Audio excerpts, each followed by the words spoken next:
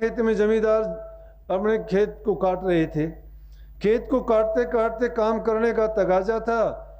उन्होंने आगे भी अगली फसल बोनी थी। फसल काटते काटते काफ़ी टाइम जब उनको हो गया तो कहने लगे भाई काफ़ी देर होगी कि अंधेरा होने को आ गया, दिन छिप गई, अब संध्या होगी, चलो अगर संध्या और ज़्यादा हो जाएगी तो मुश्किल हो जाएगी। तो उसी खेत में एक शेर छुपा हुआ सुन रहा था। उसने बात सुनी कि संध्या का क्या जिक्र करते हैं इतने आदमी। बोला कि संध्या होगी तो हमें परेशानी हो जाएगी, चलो जल्दी चलते हैं। वो काम को छोड़ के चले गए। लेकिन उसी दिन क्या हुआ कि कुम्हार का गधा खो गया।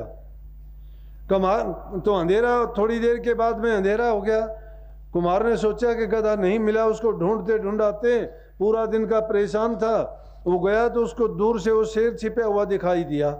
उसने सोचा कि वो संध्या कभी तेरे साथ कुछ गड़बड़ ना कर दे। लेकिन कुम्हार ने सोच लिया कि गधा तो यहाँ छिपा बैठा है। दो तीन तो उसको गालियाँ दी कि नालायक, तुझे पता है सुबह से मैं कितना परेशान हूँ, तू कहाँ का कहाँ निकल गया, अब छिपके भी बैठा है। अब शेर डरा हुआ था संध्या से। उसने सोचा कि कभी संध्या तेरे को ना खा जाए।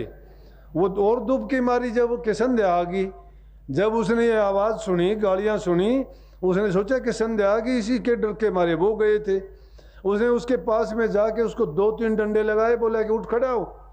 और वो बेचारा आगे आगे चल दिया। उसको दो तीन और लगाए और घर की तरफ लेके चल पड़ा।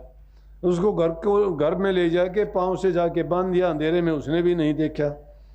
जब सुबह सूर्य उदय हुआ, रोशनी हुई और शेर ने देखा दूसरे गधे बंधे हुए हैं और उसने अपनी तरफ देखा कि मैं तो शेर हूँ। उसने मारा झटका, उस रस्से को तोड़ा के और जंगल की ओर भाग गया। बोला कि नालायक, अपने आप को ही मैं गलत समझ बैठा कि वो क्या संध्या थी क्या नहीं थी, वो तो गधे थे।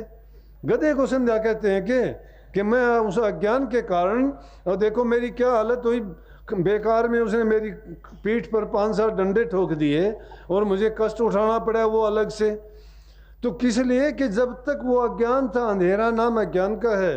इस जीव के साथ भी यही अज्ञान है। ये उस भ्रम को अपने मन में पाले हुए है। लेकिन जब इसको ज्ञान आ जाता है, समझ आ जाता है, अपने स्वरूप को जब ये समझ लेता है कि मैं परमात्म रूप हूँ, मेरा दर्जा सब जीवों सबसे ऊंचा है और मैं वो काम कर सकता हूँ जो कोई दूसरा जीव नहीं कर सकता। मैं ही वो काम, भक्ति का रास्ता अपना के इसका कल्याण कर सकता हूँ कि फिर जीवन में दोबारा ना आऊँ और इस जन्म मरण से छूट जाऊँ।